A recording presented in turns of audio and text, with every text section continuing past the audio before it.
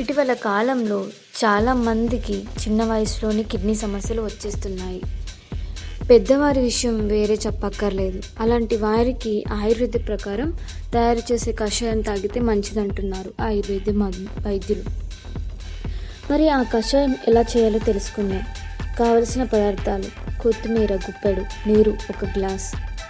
తయారీ విధానం: ముందుగా నీటిలో కొత్తిమీర వేసి బాగా మరిగించుకోవాలి. ఆ తర్వాత చల్లార్చుకోవాలి. ఈ కషాయాన్ని రోజుకి 2 పూట్ల తాగాలి.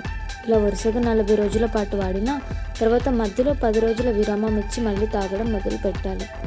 ఇలా చేయడం వలన పలు రకాల కిడ్నీ సమస్యలు తగ్గుతాయి.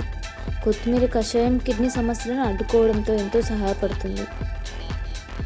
కిడ్నీలకు సంబంధించి సాధారణంగా యూరినోబ్లాడర్ సమస్యలు, కిడ్నీ దెబ్బతిన్నప్పుడు క్రియాటిన్ లెవెల్ పెరగడం, కిడ్నీ పనితీరు తగ్గడం వంటి సమస్యలు తలెత్తుతాయి.